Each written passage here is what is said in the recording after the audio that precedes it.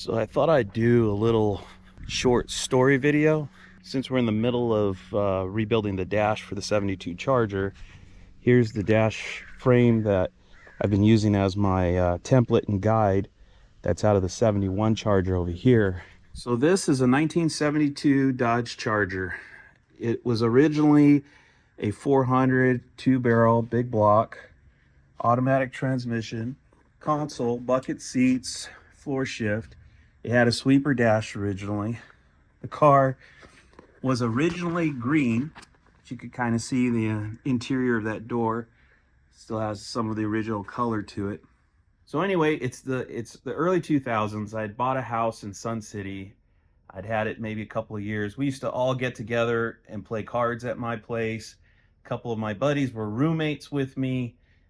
One of their friends, Dwayne, so a friend of mine by extension, he would come out and play cards with us. He always cheated, by the way.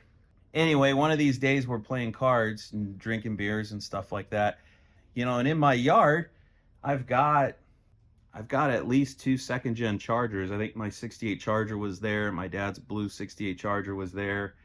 My mom's 72 was probably there in the yard. You know, Mopars filled the whole site. It was a regular housing tract, so a fairly small lot, but it had RV access on the side, and I filled the whole backyard full of cars. Anyways, he starts telling me that his father-in-law, he thinks he's got a Charger. And I said, really? I go, well, what's it look like? Like a General Lee? And he goes, I think so. I think it's like the General Lee, which, you know, a lot of guys that aren't Mopar guys, they don't freaking know the difference between a Charger and a Roadrunner. They just kind of know the flavor of a Mopar, you know? So I go, all right, yeah. I go, I'm interested. I want to check it out. He goes, okay. So he asked his father-in-law if he'd sell it, and he does. He wants to sell it. So I go out there. I can't remember where it was, Riverside or something like that. I go out there, sure as shit, 1968 Dodge Charger. It's got a 383 Magnum in it, automatic car. It's got a lot of rust in it. It had been hit before, so the fender and the hood was replaced. But by today's standards, it would have been a really solid car. I totally wish I still had the car. Paid 300 bucks for it. While I'm there talking to him, you know, I'm giving him the money, he goes, do you want another one? I'm like, oh, well, shit, yeah. And he goes, well, it's over, you know, points, it's over there. It's this 1972 Charger. I wasn't really into these cars back then. I was very strictly into 68 through 70 Chargers. So I go, I don't really need another car. But shit, he just sold me a 68 Charger for 300 bucks. So it's like, how expensive could it be? So I'm thinking, you know, it'd be hard for me to, you know, these are back in the days when, man, you think I'm broke now. I was dirt broke back then. But anyway, you know, I think, well, what could he possibly want for it, you know? So I go, well, and I'm thinking in my head, if it's 100 bucks, I'll buy it. If it's more than 100 bucks, forget it. Yeah, it used to be that bad. We were that picky back then. He goes, oh, you could just have it.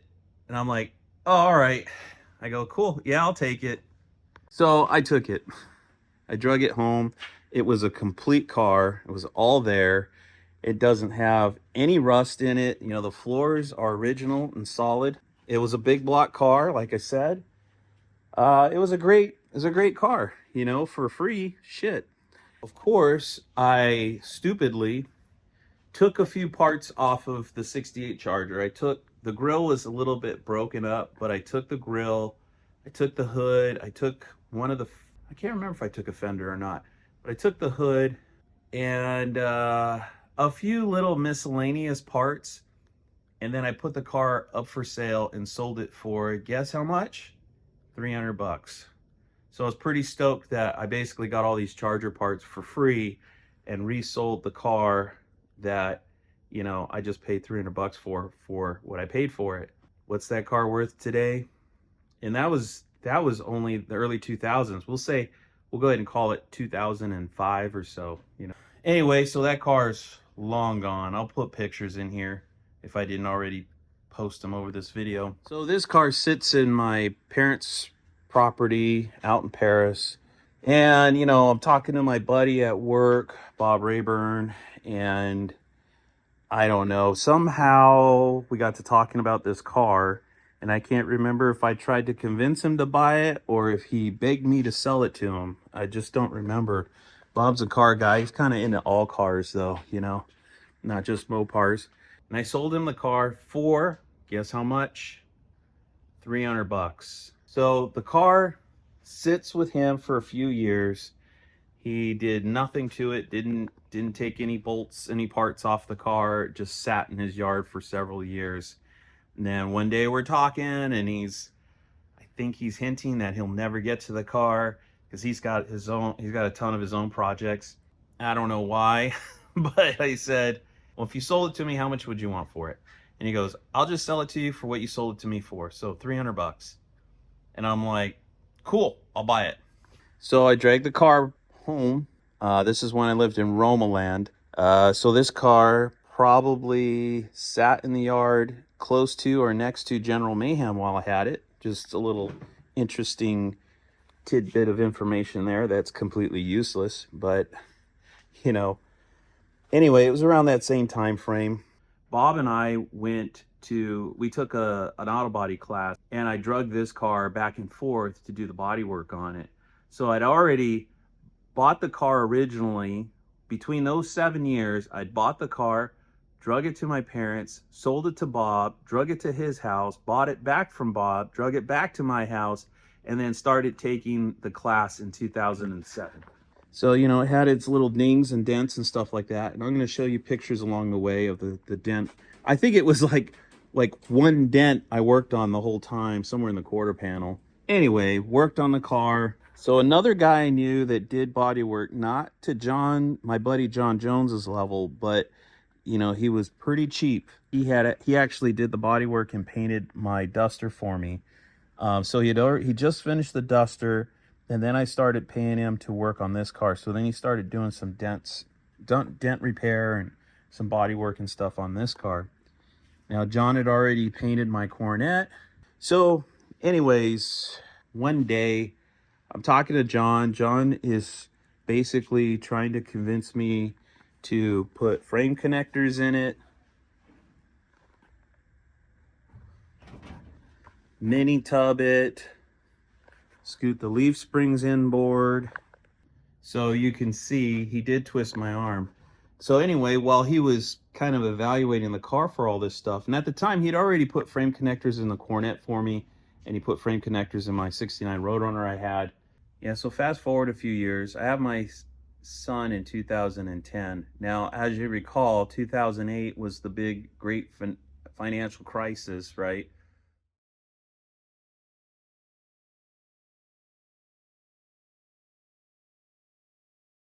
So I said all of that to fast forward to this point in 2012 when we moved here and we left that house. John basically made an offer to me and said, because he was coming over, he did the frame connectors and the mini tub and all that stuff. He did it at my house. You know, I told him I really would like to have him do all the work to this. I wanted to take a second gen charger to him to work on, but the ball was already rolling on this car, you know, and it was already moving forward. John said, hey, well, you know, while I'm moving all these cars over to this place, he said, if you want to bring this car to my place, I can work on it while it's at my place, and that gets a car out of your yard that you don't have to move. You just move it once type of thing.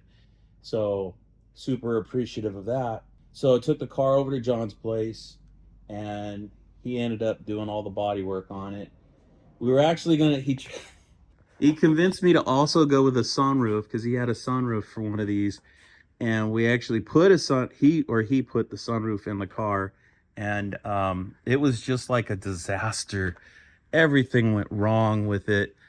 There was parts that were bad or missing out of the sunroof, and it just got so ugly that I don't know. You can kind of see some of the stuff up there, but I can't remember if he threw in the towel or I threw in the towel, but he basically, I think, cut the roof off of another car for the skin and put it in this car, and we abandoned the sunroof on it. So it's back to being a hardtop. Anyway, so yeah, so he did all that stuff. He also convinced me to close off the firewall for the AC, which I think is really cool, and weld all the holes shut. That part I regret, because you know it makes it all clean and stuff, but I really don't want to screw around with aftermarket wiring and stuff like that. I mean, I'm going to end up put on the firewall side. It's definitely going to get a factory harness, and I don't know. We'll see what happens. It's a ways off from getting to that point, but you know, when you have all the little holes, it's kind of nice to just screw the, you know, starter relay into the hole it belongs to or whatever, and all the clips and stuff like that. So I'm either going to have to drill into this paint and put some of that stuff back, or figure out something else.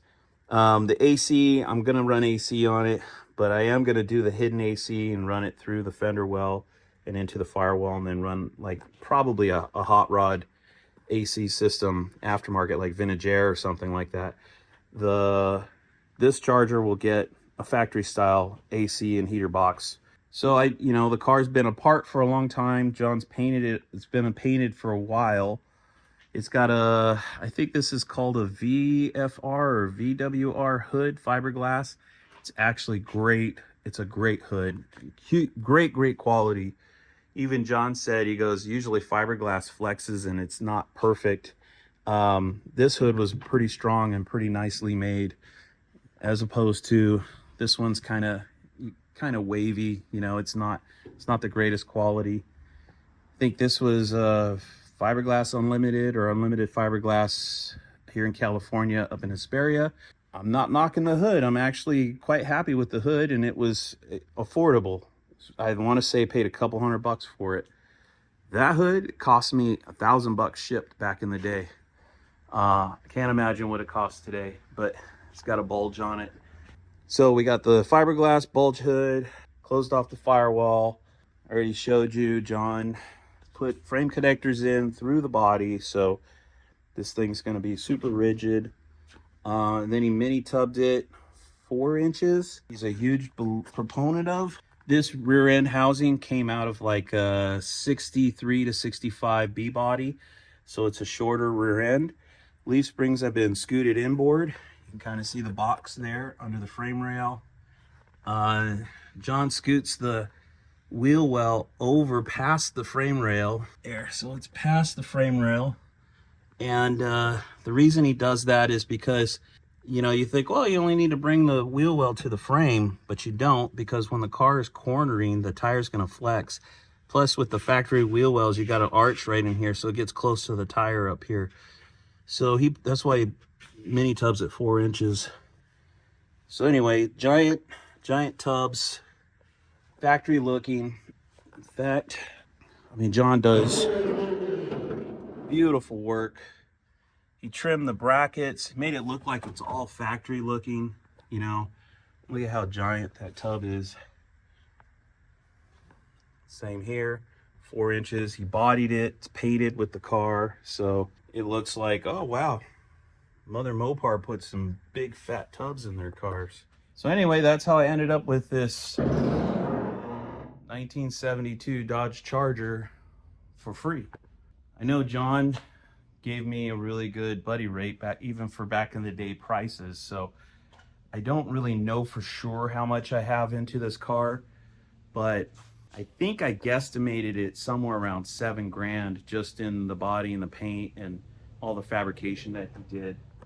And then, you know, I bought all the harnesses for the car, which I stole from my mom's car, except for the dash harness, which is a rally dash.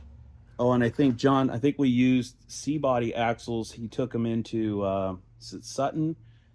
They cut the axles down and they re-splined them so we could put, there'll be factory axles going back into that car. But we'll be able to get a pretty fat tire back there. Anyway, that's enough of me rambling. That's the story of the 72 blue Charger.